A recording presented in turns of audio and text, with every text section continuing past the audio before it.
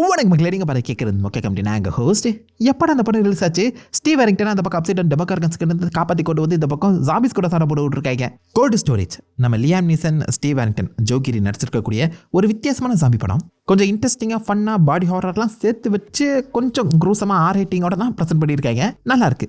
உங்களுக்கு ஜாம்பி படங்கள்னா பிடிக்கும், அது ஜாம்பி லேண்ட் ஸ்டைல் ஆஃப் படங்கள்னா பிடிக்கும்னா மறக்காம செக் பண்ணி பாருங்க. ஏன்னா இல்லை, ஹாரரோட கொஞ்சம் ஹியூமர் அதிகம், நெருக்கமாக அந்த ஸ்டைல் பிடிக்கும், அதனால சொல்கிறேன். மறக்காம செக் பண்ணி பாருங்க. அது ஒரு மிக முக்கியமான நியூட்ரல் பாயிண்ட். பாசிட்டிவ் பாயிண்ட்ஸ்னு பார்க்கும்போது ஆப்வியஸாக இந்த படத்தோட செட்டிங்கை பற்றி பேசி ஆகணும். இந்த படம் பார்க்கும்போது நிறைய பேருக்கு லாஸ்ட் ஆஃப் ஞாபகம் வரதுக்கான வாய்ப்புகள் இருக்கு. அந்த கேம் அண்ட் சீரிஸில் வர மாதிரி அதே ஸ்டைல் ஆஃப் ஃபங்கஸ் பேஸ் பண்ண ஒரு ஜாம்பிஸை தான் இந்த படத்தில் இன்ட்ரடியூஸ் பண்ணியிருக்காங்க. அண்ட் நிறைய பொட்டன்ஷியல் இருக்கக்கூடிய கதைங்க, லோர்லாம் சூப்பராகவே டெவலப் பண்ணலாம். ஒரு ஃபங்கஸ் ஸ்டைல் ஆஃப் ஜாம்பிஸ் வந்து பார்த்தீங்கன்னா இந்த படத்தில் காமிச்சிருக்காங்க. படத்தோட அவுட்லைன் படி பார்க்கும்போது 1970s நாசா சில ஃபங்கஸ் இந்த மாதிரி ஸ்பேஸ் கம்பெனி ரிசர்ச் பண்ணிட்டு இருக்க அந்த சமயத்தில் அவங்களோட அந்த ஸ்பேஸ் பார்ட் பார்த்தீங்கன்னா கிராஷ் ஆகி இந்தியன் ஓஷனில் விழுந்துருது. அதில் ஒன்று மட்டும் ஆஸ்திரேலியாவில் போய் மாட்டிக்க, அதுக்குள்ளே இருந்த ரிசர்ச் பண்ணப்பட்ட அந்த ஃபங்கஸ் இப்போதைக்கு வெளியில் வந்து ஒரு ஊரையே நாசம் பண்ணிடுது. இதை இன்வெஸ்டிகேட் பண்ணக்கூடிய ஒரு ஆளாக தான் லியாம் நீசன் வந்திருப்பாரு. ஸோ டெக்னிக்கலாக கிரவுண்ட் ஜீரோவோட இன்வெஸ்டிகேட்டராக லியாம் நீசனை காமிச்சிருப்பாங்க. செம ஃபன்னான ஒரு விட்டியான கேரக்டர். இதுக்கு முன்னாடி நீங்கள் பார்த்த மாதிரி சீரியஸான கேரக்டராக இல்லாமல் கொஞ்சம் கலாய்க்கிற மாதிரி ஜோவிலான ஒரு கேரக்டர் ப்ரெசென்ட் பண்ணியிருப்பாங்க. அங்கே நடந்த சண்டையில் அவருடைய இடுப்பெலும்பு உடஞ்சு போயிடும். பட் இருந்தாலும் அங்கே இருக்க மற்ற ஜாம்பிஸ் எல்லாத்தையுமே பாம்பு வச்சு தகர்த்துட்டு அதில் ஒரு சாம்பிளை மட்டும் எடுத்துக்கொண்டு போய் பங்கரில் கோல்டு ஸ்டோரேஜில் வந்து பார்த்தீங்கன்னா லாக் பண்ணி வச்சிருவாங்க. காலப்போக்கில் அந்த ஸ்டோரேஜ் ஆர்மி கையிலேருந்து விலகி என்னோட பிரைவேட் கம்பெனிக்கு போயிடும். அவங்க இப்போதைக்கு ஒரு தனி ஸ்டோரேஜ் சிஸ்டம் பற்றி நான் பில்ட் பண்ணி வச்சிருக்கேன். அதுடைய அந்த செக்யூரிட்டி கார்ட்ஸாக தான் ஸ்டீவ் வேரிங்டனும் சப்போர்ட்டிவ் கேரக்டர் டிராவிஸுங்கிற ஒருத்தவங்களும் வராங்க. இவங்க நைட் ஷிஃப்ட் பார்த்துட்டு இருக்க அந்த சமயத்தில் தெரியத்தரம் அந்த ஃபங்கஸ் வெளியில் வருது. அதே நைட் ஷிஃப்ட்டில் அந்த ஃபங்கஸை எப்படி ஹோல்ட் பண்ணி அழிச்சு கொண்டாங்க, அந்த ரெண்டு பேருமே இந்த ஃபங்கஸ் கிட்ட தப்பிச்சாங்களா இல்லைங்கிறது தான் மீதி கதை.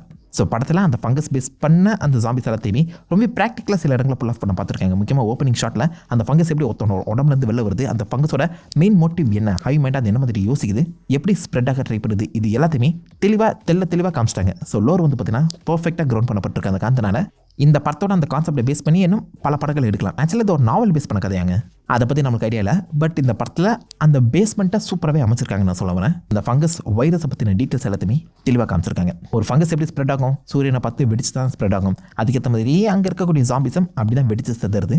அந்த மாதிரி ஆரம்பத்தில் வெறும் ஸ்ப்ரெட்டிங்கை மட்டும் நினச்சிட்டு இருக்க அந்த ஃபங்கஸ் காலப்போக்கில் அடாப்ட் ஆக ஆரம்பிக்குது. ஏன்னா வெடிக்கிற இடத்துல எந்த ஒரு ஹியூமன்ஸும் இல்லைனா என்ன பண்ணுறது, எந்த ஒரு உயிரினமும் இல்லைனா வேஸ்ட்டு தானே. அதனால் அந்த ஃபங்கஸ் மனுஷங்களோட இந்த பிரெயினை கண்ட்ரோல் எடுத்து அவங்களுக்கான அந்த கான்ஷியஸ் கொடுக்கறது மட்டும் இல்லாமல் அந்த கான்ஷியஸை ஹைஜாக் பண்ணி மற்றவங்க மேலே தன்னுடைய அந்த ஃப்ளூயிடை எப்படி தூவி விட்டு பரவ வைக்குதுங்கிறத தெளிவாக போர்ட்ரேட் பண்ணியிருப்பாங்க. ஸோ சாதாரணமாக வெடிச்சு செதற ஜாம்பிஸாக மட்டும் இல்லாமல் இதுக்குன்னு தனி ஒரு மூளை, தனி ஒரு அடாப்டிங் கேப்பபிலிட்டி இருக்க மாதிரி காமிச்சிருக்காங்க. அந்த காரணத்தினால காலப்போக்கில் அத்தனை படங்கள் வரும்போது மேபி இந்த உலகம் எக்ஸ்பேண்ட் ஆகிற அந்த சமயத்தில் இந்த ஜாம்பி இன்னும் நல்ல புத்திசாலியாக வளர்கிறதுக்கான வாய்ப்புகள் இருக்குது. கொஞ்சம் யூனிக்காகவே ப்ரெசென்ட் பண்ணியிருக்காங்க, புரியுதா? ஸோ அந்த ஜாம்பி என்னதான் மனுஷங்களை கண்ட்ரோல் எடுத்தாலும் அவங்களுக்கும் தனி கான்ஷியஸ் இருக்க மாதிரி காமிச்சிருக்காங்க. ரெசிடென்ட் ஈவிலில் வர ரெக்வயம் ஜாம்பிஸ் மாதிரி இருக்குன்னு நீங்கள் யோசிக்கிறது புரியுது. அதை விட அது கொஞ்சம் சட்டிலாக தான் காமிக்கப்பட்டிருக்கு. அந்த காரணத்தினால பெட்டர் அதை வந்து அடாப்ட் பண்ணலாம், அதை சொல்கிறேன். நல்ல ஒரு பொட்டன்ஷியல் இருக்குது, யூஸ் பண்ணிப்பாங்களான்னு பார்ப்போம். மெயின் பாசிட்டிவ் பாயிண்ட்டாக அந்த லோர் அண்ட் டெப்த் அதை போட்டு அந்த பேஸ்மெண்ட் இருக்கிறது எனக்கு பக்காவாக பிடிச்சிருந்துச்சு. ஏகப்பட்ட ஜாம்பி படங்கள் நீங்கள் பார்த்துப்பீங்க, அதுலேருந்து கொஞ்சம் ஃப்ரெஷ்ஷாகவே தெரியுதுன்னு சொல்லலாம். ஏன்னா மற்ற ஜாம்பிஸ் கடிச்சா தான் பருவம், இதை நீங்கள் தொட்டாலே செத்தீங்க அந்த மாதிரி காமிச்சிருப்பாங்களா, கொஞ்சம் வித்தியாசமாக தான் இருந்துச்சு. படத்தோட மெயின் ப்ரோட்டாகனிஸ்ட்னு பார்க்கும்போது ஜோகிரி டிகேக்காக வந்திருப்பாரு. எஸ், அவருடைய பேரே டிகேக். அண்ட் அவர் சப்போர்ட்டிவாக ட்ரேவிஸுங்கிற ஒரு கேரக்டர் காமிச்சிருப்பாங்க, சிங்கிள் மாம். இவங்க ரெண்டு பேருமே ஆரம்பத்தில் அந்த ஜாம்பி தேடி போகக்கூடிய அந்த சீக்வன்ஸ் எல்லாமே ஃபன்னாக அமைச்சிருப்பாங்க. அது கொஞ்சம் இழுவையாக இருந்தாலும் முடிஞ்ச அளவுக்கு அதை டீட்டெயிலாக கொடுக்க ட்ரை பண்ணியிருப்பாங்க. அந்த ஜாம்பி எப்படி அந்த கோல்ட் ஸ்டோரேஜ்லேருந்து எஸ்கேப் ஆகி வெளில வந்துச்சுன்னு சொல்லி ஒரு குட்டி அனிமேஷன் பிளே இருக்கும். படம் ஒரு ஃபர்ஸ்ட் ஆஃப் வரைக்குமே பார்த்தீங்கன்னா நான் லீனியராக தான் நடக்கிறது இருக்க மாதிரி உங்களுக்கு தெரியும். ஏன்னா அது நடக்குது, இது நடக்குது, திடீர்னு என்னென்னமோ நடக்கிற மாதிரி காமிச்சிருப்பாங்க. பட் நான் லீனியர் முடிஞ்சு லீனியராக அந்த படத்தோட ஆக்ஷன் ஹாரர் பிக்கப் ஆகும்போது படம் ஒரு நார்மல் ஜாம்பி படத்தோட எஃபெக்டை கிரியேட் பண்ணுது. ஸோ நான் லீனியராக நடக்கிற வரைக்கும் கொஞ்சம் ஃபன்னாக இருந்துச்சு. அதே அவங்க வந்து யூஸ் பண்ணியிருக்கலாம். அந்த ஸ்க்ரீன் பிளே பிடிச்சிருந்துச்சு. ஸோ ரெண்டு வித்தியாசமான ஸ்க்ரீன் பிளே அடாப்ட் பண்ணியிருக்காங்க. ஃபர்ஸ்ட் ஆஃப் செகண்ட் ஆஃப்னு அந்த ரெண்டு ஸ்க்ரீன் பிளேவும் எனக்கு பிடிச்சிருந்துச்சு. உங்களுக்கு எப்படின்னு சொல்லுங்கள். பர்ஃபார்மன்ஸ்லாம் ஆஃபீஸாக குறைய சொல்ல முடியாது. இதுலேயுமே நம்ம ஜோகிரி ஸ்டீவ் வேரிங்டன் பார்த்தீங்கன்னா ஒன்றுமே தெரியாத மண்ணு சாம்பிராணியாக தான் காமிச்சிருப்பாங்க. என்னென்னமோ பேசிகிட்டு இருப்பான், என்ன பேசுகிறான்னு அவனுக்கும் புரியாது, நம்மளுக்கும் புரியாது, சுற்றி இருக்கவங்க யாருக்கும் புரியாது. அவனுக்கு கொஞ்சம் அமைதியாக இருக்க சொல்லேன்டா அப்படின்னு நீங்களே கத்துற அளவுக்கு கொஞ்சம் அநாயகமாக உங்களுக்கு தெரிஞ்சாலும் இந்த படத்தோட மெயின் ப்ரோட்டாகனிஸ்டாக அவர் சில இடங்களை சூப்பராகவே ஹேண்டில் பண்ணியிருக்காருங்க. அவர் கூடவே வரக்கூடிய ஃபீமேல் சப்போர்ட் சிங்கிள் மாமுக்குமே பார்த்தீங்கன்னா ஒரு இன்ட்ரெஸ்டிங்கான கேரக்டர் டெவலப்மெண்ட் கொடுக்க பார்த்துருக்காங்க. பட் அதை விட எனக்கு தெரிஞ்சு இந்த டிகேக்கோட கேரக்டர் ஃபன்னாக இருந்துச்சு. ஆரம்பத்தில் அவங்க 2 பேருமே யாருக்கு எத்தனை பார்த்தலாமல் சொல்லி மாறி மாறி சண்டை போட்டுப்பாங்களா, அதுவும் நல்லா தான் இருந்துச்சு. லியாம் நீசன் மோலேக்கில் ஒரு கேமியோ ரோல் தான் ப்ளே பண்ணியிருக்காரு. அவரால் ஆக்ஷன் பெருசாக பண்ண முடியுதுன்னு சொல்லி இடுப்பை உடச்சி படுக்க வச்சுருவாங்க. லிட்டரலாக படம் முழுக்கே படுத்துகிட்டே இருப்பாரா, அது பார்க்க கொஞ்சம் ஃபன்னாக இருக்கும். அவருடைய ஒன்லைனர் சூப்பர் இன்ட்ரெஸ்டிங்காக இருக்கும். படத்தில் ஆக்ஷன் ஹாரர் மட்டும் இல்லாமல் முடிஞ்ச அளவுக்கு நிறைய ஹியூமருமே ப்ளேஸ் பண்ணியிருக்காங்க. படம் முழுக்கவே ஹியூமர் தான் அதிகமாக இருக்குது.